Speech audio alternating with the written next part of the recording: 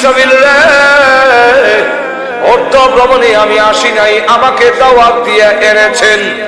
আমাকে দাওয়াত দিয়ে এনে সিংহায় ফু দিয়ে তামাম পৃথিবী ধ্বংস করার জন্য আল্লাহ তোমাকে হুকুম দিবেন না। তুমি আমার সালামের জবাব দিতে পারো।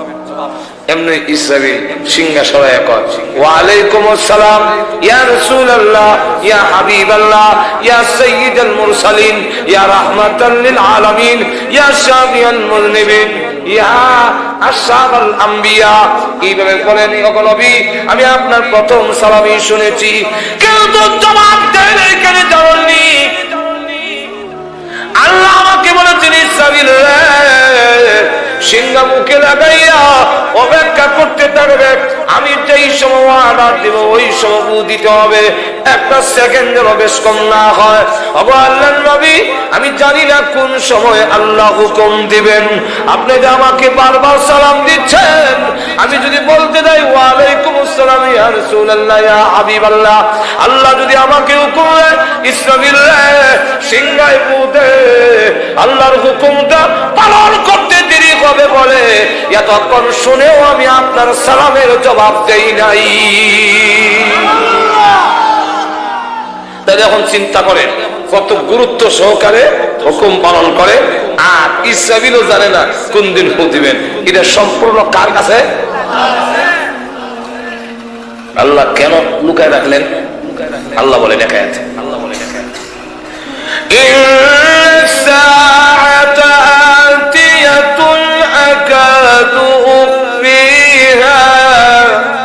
লিতুজজা কুল্লু নাফসিন বিমা তাসআ।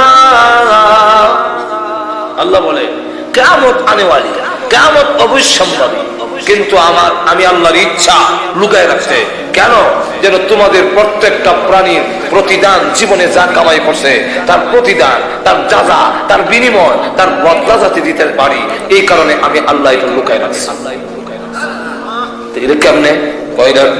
কারণ হইল লুকায় আমরা প্রকাশ করে দিলেন না, ভালো আছি বলে অমুক পর্ব 2010 সালের জানুয়ারি ফেব্রুয়ারির 25 তারিখ, অমুক মর্ব 26 তারিখ, অমুক মর্ব 28 তারিখ, এরপরে আবার মার্চের 10 তারিখ মর্ব নসরুদ্দি।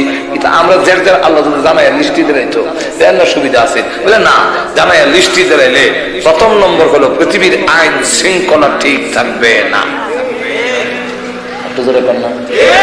আপনারা এই নন্দনপুর বাজারটা ওই পুলিশ আর্মি বিডিআরে কন্ট্রোল করতে পারে, কারণ যে সময় জ্বালা গাড়ি লয়ে যাবো এই সময় গাড়ি ঘোড়া যেভাবে বিল লাগায়, এখন যদি হেজাই না লাই যে 2020 সালের ফেব্রুয়ারির 15 তারিখ মারা যাইব, হে জ্বালা মাঝখান দিয়া রাস্তার মাঝখান দিয়ে আঁকবো, ট্রাক আইয়া ভিসেন্দা করম দিল হেল অর্থ না হবো, উঠে তো যাবো, আমার এখন টাইম নাই।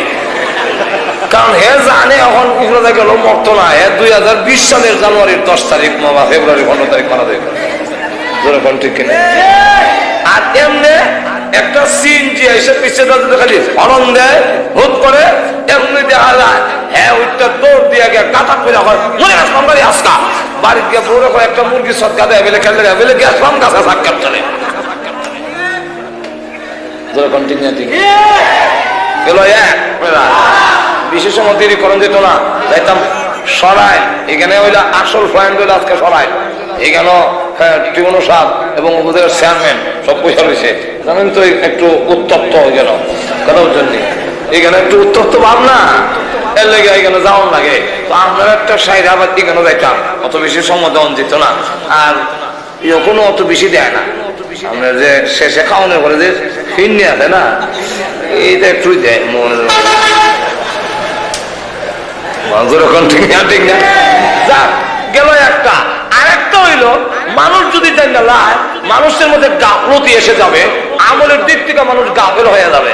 কেন গাফেল হয়ে যাবে? তখন দেখা যাবে ইমাম সাহেব, মুয়াজ্জিন সাহেব, উনারা তো চাকরির কাছে মসজিদে আউন লাগে, আর বাকি মুসল্লি থাকবে না। মুসল্লি দেখা যাবে যারা যাদের যাদের মরণ গনে এসে ওই এরা ছাড়া আর কেউ মসজিদে নাই। কেন? 2000 সালের মার্চের সে 15 তারিখ মারা যাবে, এত আগে মসজিদে যাওয়ার দরকার আছে? 3 চিল্লার বুঝ রেখা যা কাম কুকাম আছে সব স্টার্ট দিব, আর 3 চিল্লার বুঝ লেখা এরপরে যখন দেখো আর 3 চিল্লা বাকি আছে কাটটি লইয়া তবলিগ আর বাড়িতে কাম না জোরে কোন ঠিক কিনা? আর এমনে আমি আপনাদের জিজ্ঞাসা করি, এই মাহফিলে বসা অবস্থায় মরণের সম্ভাবনা আসেনি?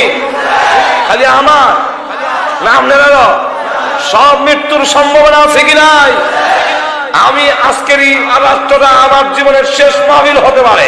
ওয়াজ শুনতে শুনতে মানুষ মারা যায়, যেরকম ঠিক কিনা? কি মাহফিলে ওয়াজ করলাম আমি এবং শেখ এতিকুল বাগী, কিন্তু আমি কোন থেকে উঠলাম, শেখ এতিকুল বাগী আর উঠলেন না, যেরকম ঠিক না? ঠিক না? একই মাহফিলে দুইজনের ওয়াজ হইলো, আমি ওয়াজ করে রাত্রে আবার ঘুমাইলাম, সকালে উঠলাম, আর দেখা গেল হুজুর তো আর উঠলেন না। তাহলে আমি আজকের এই মাহফিল জীবনের শেষ মাহফিল হতে পারে। আর তো জোরে কন্যা, আমিও জানতাম না যে আর ওনার সাথে দেখা হইতো না। আর তো জোরে কন্যা, উনিও জানতেন না আমার সাথে আর দেখা হবে না। তাহলে আজকের রাত্রে যদি আপনাদের মরার সম্ভাবনা থাকে, তাহলে এবার বলুন, বুকে হাত দিয়ে বলুন যে এই সম্ভাবনা যদি থাকে, তাহলে নামাজ মনে হয় 5 বছর পরে পড়লে চলবো। মরবেন আজকে নামাজ পড়তেন 5 বছর পরে। আজকে যদি মরার এই কথাটা যদি অন্তর থেকে বলে থাকেন, তাহলে আজকে রাইতে আমার মরার সম্ভাবনা। সুদকে আরো 10 বছর খাইয়া ছাড়বেন না এখন থেকে ছাড়ার দরকার? আর তো জোরে কন্যা, আপনি কি জিনা আরো 10 বছর কইরা ছাড়বেন? কইলা লই আল্লাহ রাব্বুল আলামিন মরণ কেন লুকায় রেখে দিলেন, কিয়ামত কেন লুকায় রেখে দিয়েছেন? ও পৃথিবীর মানুষেরা, আমি আল্লাহর ইচ্ছা হলো 24 ঘন্টা তোমাকে ইবাদতের মধ্যে জড়িত করার জন্য।